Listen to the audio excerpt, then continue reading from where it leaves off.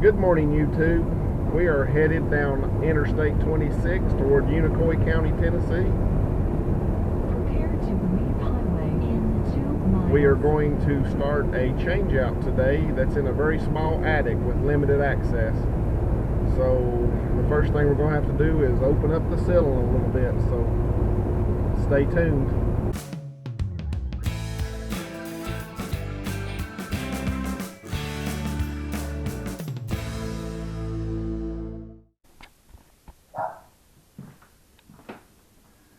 There's our access to the attic now. Someone tried to get up in there this summer and kind of the hole is just way too small, so we're going to enlarge that so that we can get the existing furnace and coil out and put a new furnace and coil in, and then also have better access to it for the future. I think they probably put the old one in right here by the looks of the ceiling. I'm going to change that return grill. It is just old and bent up and hard to deal with. Of course, we'll put a new thermostat. Somebody's going to have some painting to do. But I'm going to go out and get some tools and get started. I'll update as we go. I like working out of a van. I can still get 4x8 panels in it, and even these 12-foot 2x4s I was able to slide down beside the passenger side window up front and get them in here while closing the door. So, okay guys, here's what we got up in the attic now. We have this old, I think it was from late 80s or early 90s Coleman gas furnace. Right past it is a carrier coil, and then they have a plenum there with all these flex runs going to different areas. They have a larger flex run on the back that goes to another plenum back there that splits off and goes to a couple of supplies. This is a 14-inch return. It's not very long, but I'm going to go ahead and bump it up to a 16 while I'm up here. I gotta make me some kind of floor up here. This thing's terrible to try to get up here and service and not fall through the ceiling. So, and of course this little hole I'm standing in here is barely big enough for me to squeeze through. Now, if I keep eating pizza, I won't fit through it at all. So I'm going to open it up probably back to this next ceiling joist over, because the new furnace, and of course even getting the old furnace out without disassembling it, has got to be able to come up through here. So I'm going to get to work on that, try to get some of this insulation dipped out so it doesn't all fall down into the house. And I'll try to set up a camera and see if we can watch the progress as we go.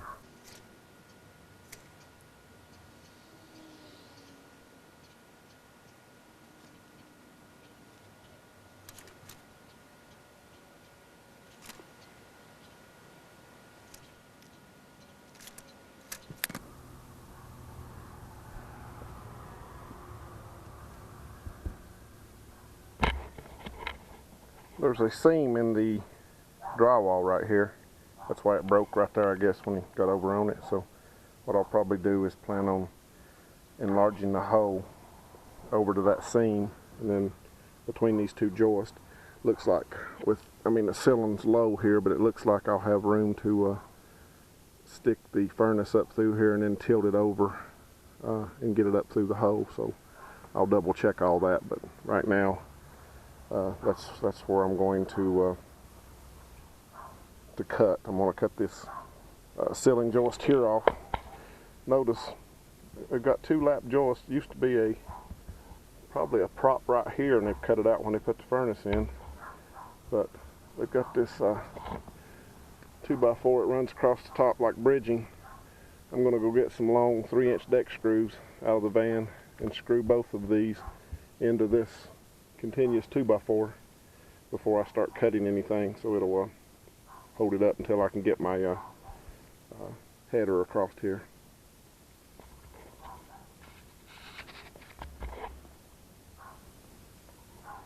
course, this goes all the way over to the wall. This piece is gone. That piece is laying there. I'll probably do the same. She's going to have some drywall work done anyway. So he can redo that corner, or even just put the trim right up against the wall. Probably be the best thing. Usually on this type of scuttle hole, you just put a piece of a trim around it that overhangs out into the hole, and then you cut a panel to lay on top of that, kind of like a drop ceiling. So I'm going to go get a dustpan to scoop this insulation out of here, maybe a trash bag too, and then get to work.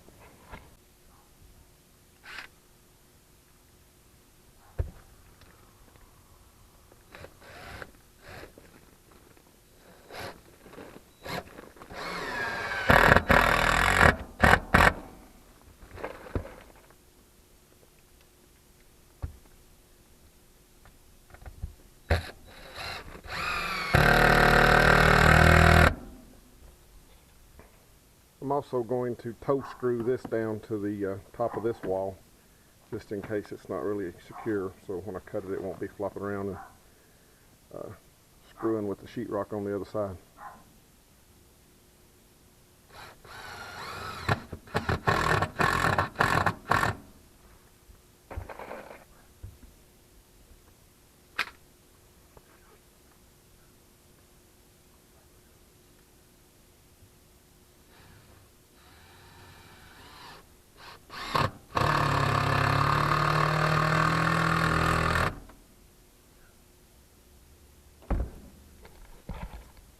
And for some reason I can't find my dustpan on the truck, so I'm going to dip all this stuff out by hand so I can get ready to make my cuts. I won't bore you with that. Okay, I hate to saw drywall in a finished home because of that fine dust that goes everywhere. So what I'm going to do is drill me a little hole down at each side of the joist so that I'll know where it is. And then I'll go underneath on the finished side, mark it, and score it with a razor knife numerous times until I cut all the way through it. And of course I'll cut right down this seam through the mud and tape, since it's already broke right here. So I'm going to get this piece tucked out, and then we can start working on framing it back in.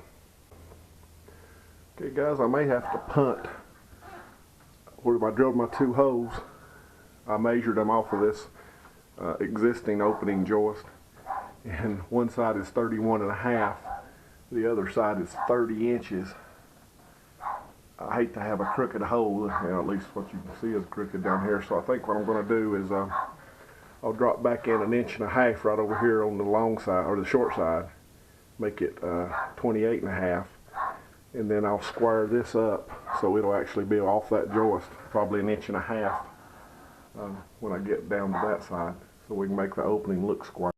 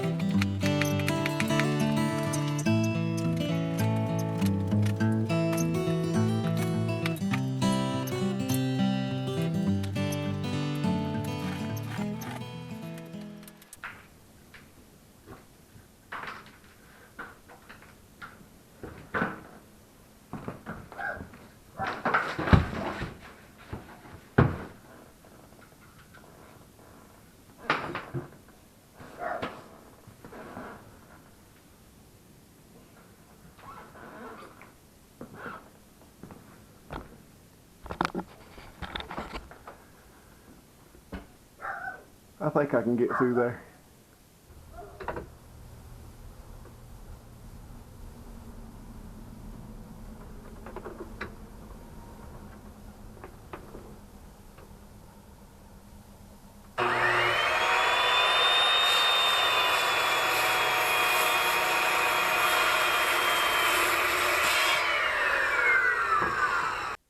Okay guys, we've got this last framing piece that goes right here to correct the out of squareness.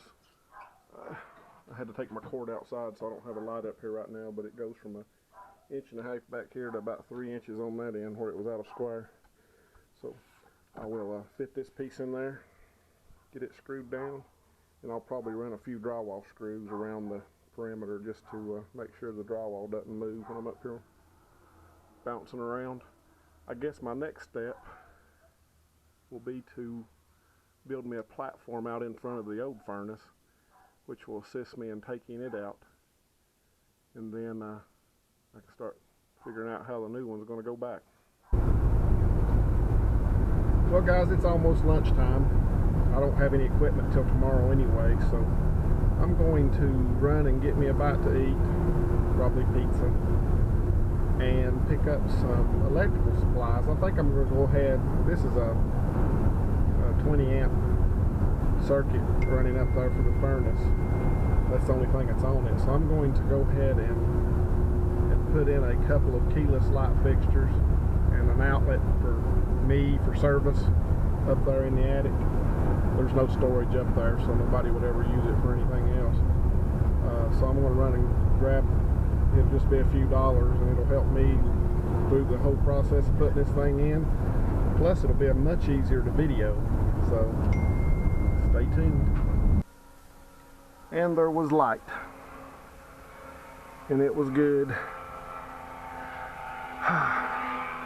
It's took half the day to get a hole cut through the ceiling and get some light up here. I'm going to start tearing this thing out now, though. I'm going to go on down, get some fresh air. It's hot up here, and pump that outdoor condenser down so that I can cut these lines loose. The owner is going to keep the outdoor condenser. It's a R22, but it's still in pretty good shape. At least it's not leaking anyway. So I'm just going to cut it loose and pull it aside and let them keep it. And the rest of this I'll be hauling off. So I'll go down and pump the condenser down. I'm not going to take the camera down for that. I think we did that on the last job, so I'll just go do that and get on back up here and start cutting stuff loose. I got to thinking, you kids hadn't even seen the outdoor unit yet, so here's the outdoor condenser. It's a 2.5 ton carrier, and we're going to leave the line set right where it is. I talked to her about options on running it down the outside in a line set cover or something like that, and she said she really didn't mind this. I don't think she comes back here much. Kind of drops off down to a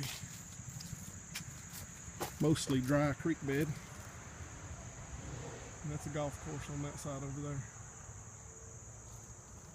So I will pump this thing down so I can get it cut loose and head back up into that hot attic. Okay, it's pumped down, valved off. I was getting ready to unhook the electrical. Look at this whip. I guess it was the existing whip for the old unit that used to be here. It wouldn't reach, so they grabbed the bottom of the control box and bent it upward to make it fit, to save about $3. Hey guys, it's the end of the day. I got everything tucked apart up in the attic into individual pieces. However, the owner came home, and I hated to drag that rusty, nasty stuff out through the house with her there. I can do it in the morning before I start dragging the new stuff back up in there, so I'll get some video of it. The good news, it wasn't too hard to get apart. The bad news, at least for the owner, was there's about a 1/2 inch gap between the furnace and the coil under the bottom where you really couldn't get to tape it up the way it was put in there. So she said she wondered why there was never any snow on her roof. I think I know why. But I'm gonna call it a day, get some rest. Equipment should be in tomorrow morning about 10. I may come out here first and pull that out of the attic and then go get the equipment and come back. I don't know. I'll decide that in the morning, see how I feel. So we stay tuned and we'll be back tomorrow.